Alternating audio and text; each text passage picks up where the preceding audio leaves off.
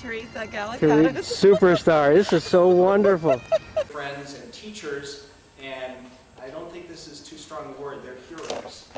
Personal heroes of mine, but I think heroes of the law for what they did 60 years ago and in the years since, developing the legacy of Nuremberg.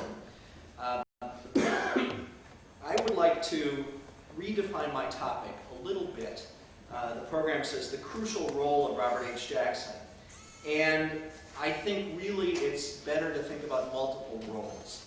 And let me sketch the context this way for thinking about Jackson at Nuremberg, and then I think you'll begin to see how many different roles and moments are really encompassed. We're talking about 15 months of full-time involvement in an unprecedented, post-war, two-continent, 5 major world capital, wreckage-strewn, military occupation, 20-plus nation, alliance-fraying, 4-language, million-document, prisoner-inundated, debris and body and victim surrounded, cold, hungry, and unsafe, Nazi-fearing, Germany-fearing, World War III fearing, fact-finding, institution-creating, and law-building human endeavor. Now, maybe that is just one role, but that's a heck of a mouthful. In other words, to understand Nuremberg, the word that Sharif Bassioni intoned for us to start these wonderful proceedings, and Jackson's Nuremberg roles today really requires one to look at Nuremberg not as the 60-year-old finished product that it of course is, the 42 trial transcript volumes plus 12 documentary exhibit volumes that sit pristinely on library shelves and in virtual form on the internet and etc. But to remember it and really to see it from the front end as it unfolded and as Jackson unfolded it, and as something that was far from easy or foregone, and in a million ways could have turned out very differently. Now, this sense of the chaos and the contingency of Nuremberg can be captured in many, many ways. One I like very much is a paragraph that I'll share with you. It's from a letter that Sidney Kaplan, a colleague of Whitney Harris's, wrote to his wife Lena, home in Minneapolis with little 1-year-old baby Hattie, on Monday evening, November 19, 1945. Lena, dearest, here we are on the eve of the opening of the second most important trial in the history of the world. Parenthetically, he writes, number 1, the trial of Jesus Christ. Close paren. Tomorrow morning the trial opens, and believe me, the prosecution is utterly, completely, hopelessly unprepared. Jackson will deliver a sensational opening statement, and from that point on, we're in the soup.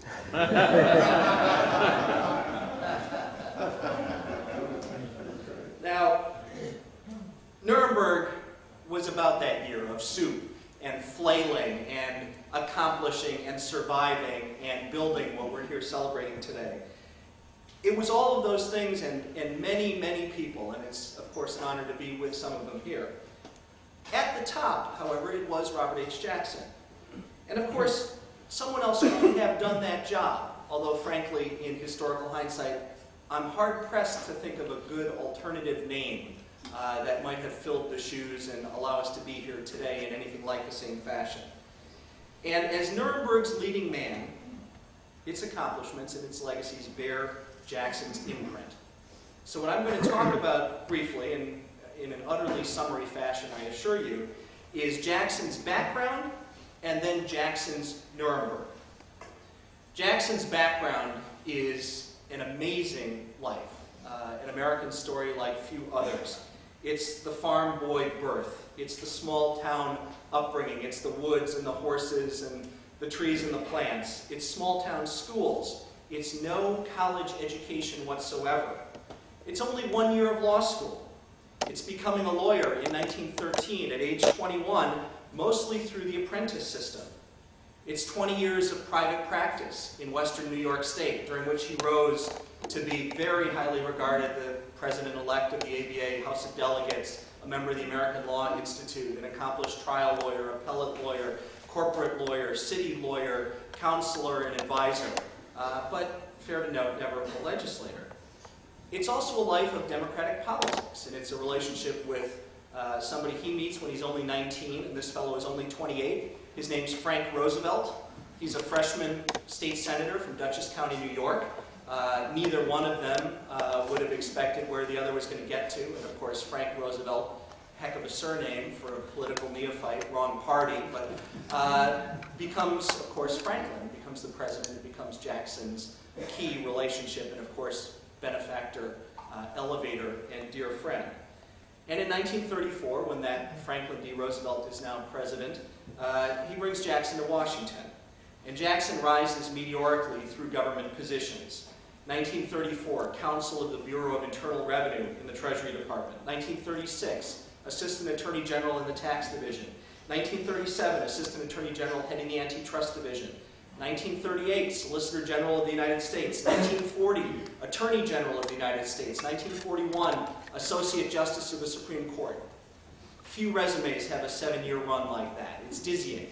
But that's not really the substance of it. The substance of it is that almost ahead of each of those titles, Jackson is an inner circle, key player and power, and accomplished lawyer and public official.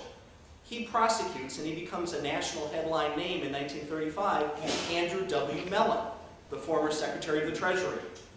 He, as Solicitor General, builds a stellar, really unsurpassed record of victories in sheer numbers, but accomplishing the constitutionality of the New Deal after the Supreme Court had turned. He becomes a regular, prominent speaker and traveler across the country as a national radio voice of great renown.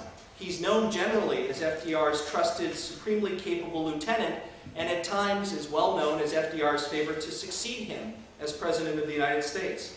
And indeed, Jackson probably would have been the New Dealers' torchbearer. Whether the party would have nominated him would have been a separate fight, had FDR decided not to seek a third term in 1940. In 1941, Jackson becomes a dazzling, resonant writer as a Justice of the Supreme Court. And it's widely known and widely reported that FDR intends to make him Chief Justice of the United States when that next opening occurs. It's still widely believed in 1945 and after that, including by Jackson's close friend President Harry Truman, while Jackson is serving at Nuremberg, that Jackson is still, across the United States, the person uniquely qualified to be President of the United States, who indeed might still be heading for that destination. That's Truman's mindset about Jackson during 45-46. Now that's just a glimpse of the person. Here's a glimpse of his Nuremberg, of the year plus that he devoted to this project. The first piece of it is simply a matter of stature. For Justice Robert H. Jackson to become the United States Chief of Counsel, to be the point man for this country and our alliance on the project that became Nuremberg, was an enormously significant decision. It was a Roosevelt plan. It was inherited and executed by Truman, who deserves full credit. And here in Missouri, it's nice to give him that credit. But I mean, even at the level of the name, to send Justice Jackson was a statement. And of course, it provoked the British and the French and the Soviets to take it seriously and appoint counterparts of that rank, with no slight intended to the former dean and Jackson's Supreme Court colleague, Wiley B. Rutledge, who gazes down on us from the wall. Jackson was not just any old Supreme Court justice. He was the one of the 9 who was the world figure with the name and the caliber of talents to do this.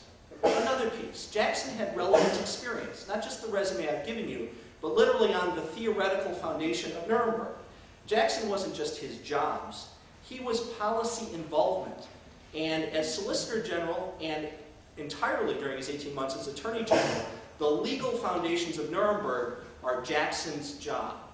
The theory of destroyers being provided by the United States to Great Britain was that Germany had embarked on an illegal war of aggression. That's the way around neutrality restrictions on the United States. The theory of Lend-Lease is that Germany, against the British and against Russia, is embarked on an illegal war of aggression. Jackson's March 1941 speech, delivered in Havana after he and Franklin Roosevelt went over it together in draft form on the president's fishing boat, is the theory of Nuremberg, an illegal war of aggression. A third aspect of Jackson's Nuremberg, his own ambition. He wanted this job.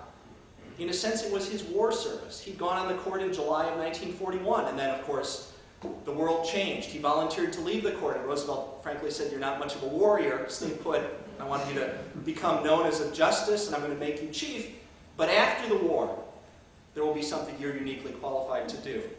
And that was this. Plus, Jackson, by 1945, was unhappy on the court. It turned out that among his colleagues, there weren't quite the law people that he thought justices should be. And so Nuremberg for him is something of a trial separation. He offers to resign repeatedly, but President Truman too says, "Stay put." A fourth aspect of Jackson's Nuremberg is self-sacrifice. In addition to ambition and being the man of Nuremberg, it cost Jackson dearly. And he knew it going in. He recognized that being out of the fray and taking on this enormously complex, likely to fail project would probably, of course, cost him the Chief Justiceship, as it did, and would probably shorten his life, as it did, and would probably be a permanent choice to leave the prospect of politics, which he gladly made, and it was. A fifth aspect. Jackson to Nuremberg was a United States commitment to the law path. There are three options, as Jackson or anyone could sketch it in that end of the war moment. What is to be done with the Nazis? Of course, line them up and shoot them at one extreme is an option, and at the other extreme, the victors and the vanquished saluting on the battlefield and repairing to their own countries would be another approach. But between the two was an effort for the first time to bring law at the level of actual enforcement and individual accountability to the wreckage of war. And that was what Jackson believed in, that's what he articulated, that's what he said to Harry Truman he would be about if he took the job, and that's what Truman said, "I want." A sixth quality of Jackson's Nuremberg, foolish optimism. Robert H. Jackson thought this was a summer job. He was told that there were cases ready to go. And if you look at the calendar, it's striking to realize which cases these were. The Rosenman to Truman to Jackson appointment process is public on May 2, 1945, but it begins on April 25, 1945. And the lead defendant, the prospective case that's ready to go, is the prosecution of Adolf Hitler, along with Joseph Goebbels, along with Benito Mussolini, along with Bormann, along with Himmler, a group of people who in a very short matter of days are no longer available. But that's the job that Jackson believes he can do during the court's summer recess. His opinions were already done for the term, so yes, he was skipping out a little bit early. But he thought this was over and done by the first Monday, October 1945. A seventh aspect of Jackson's Nuremberg is recalibration, almost on a daily basis. Beginning with that first vision, the premier culpable individuals being the ones to be prosecuted. That then has to be recalibrated to be a secondary representative slice of Nazi Germany. Lead individual defendants representing each sector of Nazi power and perpetration, and the organizations beneath them. And the organization cases as an efficient way of establishing organizational guilt that then could be used on an estoppel basis to efficiently deal with a much, much larger number of culpable individuals. And there are some amazing charts in the Nuremberg documents that put numbers on this. The number at the pinnacle of the pyramid is 1. And then the second row of the pyramid has 22, which is, of course, the number of individuals. And then beneath them is 6, which are boxes for organizations. And then there is an organizational leadership corps of 10,000 people.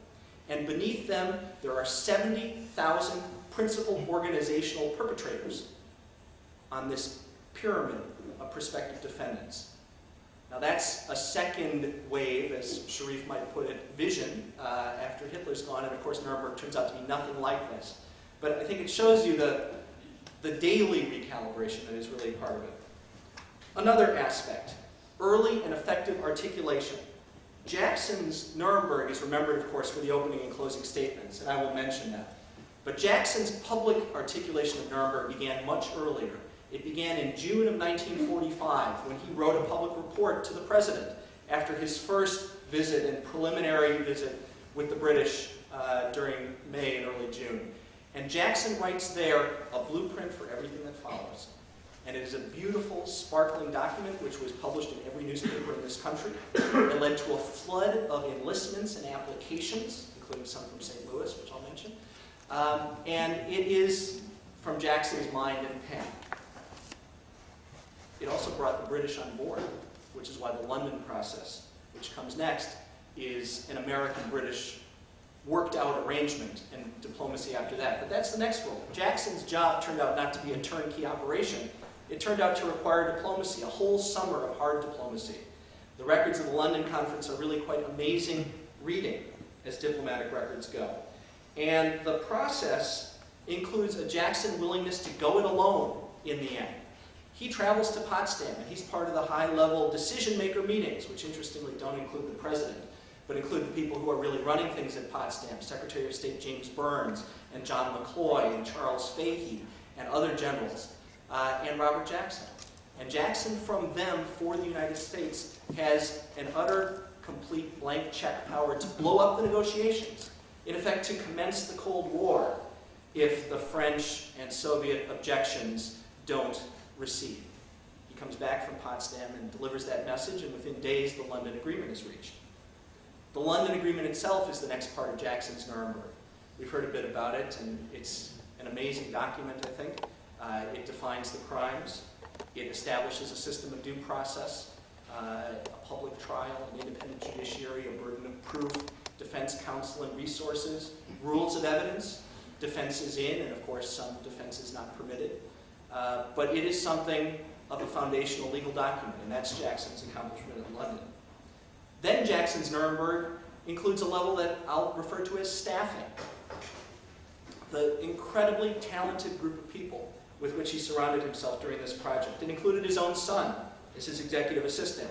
It included a young OSS man who was scooped up because he was there and he had evidence and he was talented, and so Whitney Harris became part of this team. It included a young lawyer from St. Louis named Ed Bodeker, who was part of the first generation. It included a Jackson decision not to hire another St. Louisan named Mark Eagleton, a powerful St. Louis name, because he was volunteered by hack machine politicians in St. Louis who thought it would be good for his political career. And Jackson said, that's not what this is about. It had many people who decided not to stay in the incredible, grueling, demanding conditions. Points is a word that these guys know and understand. Soldiers needed enough or you couldn't go home. And a lot of guys at Nuremberg were still accumulating enough points. And many of the talented young staff, lawyers, and so forth under Jackson left the project when they got their points. Jackson didn't have any option to get out when he reached a certain point total. Jackson's Nuremberg includes the indictment.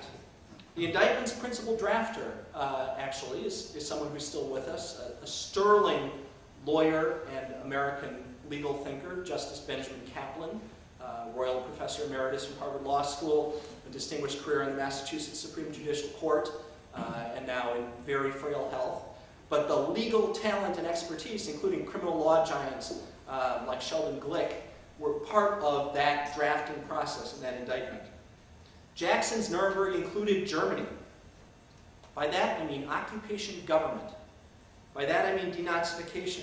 By that I mean close working relationships, a part of Nuremberg that's largely unreported and invisible in the Nuremberg literature, with Dwight Eisenhower, with his successors McNarney and Betts and Clay, with the population and the land problem that the United States was doing, and a trial endeavor was one part of it. Jackson's really part of all of it. There's a local connection to this. Washington University's faculty includes a distinguished chair, the Nagel Professorship. And the occupant of that chair for a couple of years in the 1950s was someone who, at the time he was at Nuremberg, was a Stanford professor on leave, Charles Spearman, an enormous figure in American constitutional history and law, and Jackson and incorporation doctrine and Brown versus Board of Education, many pieces of it. But what Charles Spearman was in 1946 was the general's lawyer, the occupation commander's top lawyer in Frankfurt. And Jackson and Spearman met there and worked together there, and war criminals was only a piece of it. Another aspect, case building. Jackson made a fundamental decision on the front end that this case would be built on documents, not deals and cooperators. It made for a duller trial. But it made for a record that not only in the moment, but in history is unimpeachable. And of course, what we know of Nazi depredation, the crimes that were perpetrated, the history of that regime comes out of that Nuremberg record. And finally, Jackson's Nuremberg includes his trial voice and his effective advocacy. His opening statement, his closing statement, his organization's criminality argument, not much remembered. His cross-examination, yes, of Hermann Goering, but also his cross-examinations of Albert Speer and Helmar Schacht, and his interrogations of numerous other defense witnesses. And it included, finally, a determination not simply to be about vengeance. The record of Nuremberg shows Robert Jackson working aggressively in the trial months as a prosecutor to obtain convictions, and he does not argue for any punishment whatsoever.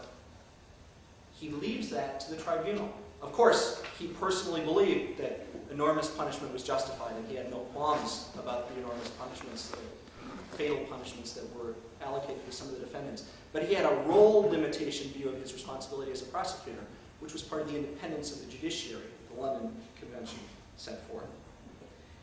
And finally, he saw it through.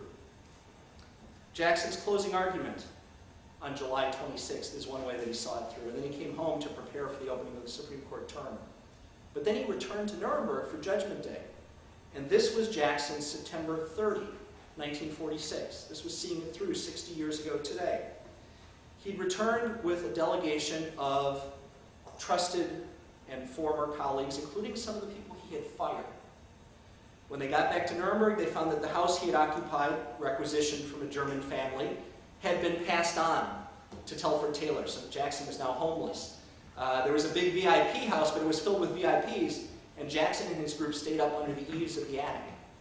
And after breakfast, they went down to the courthouse, and they sat through really a gripping and, I'm sure, also excruciating reading of the judgment.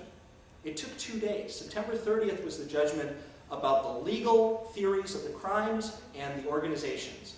October 1st was the verdicts in the morning, and then the sentences in the afternoon on the individuals.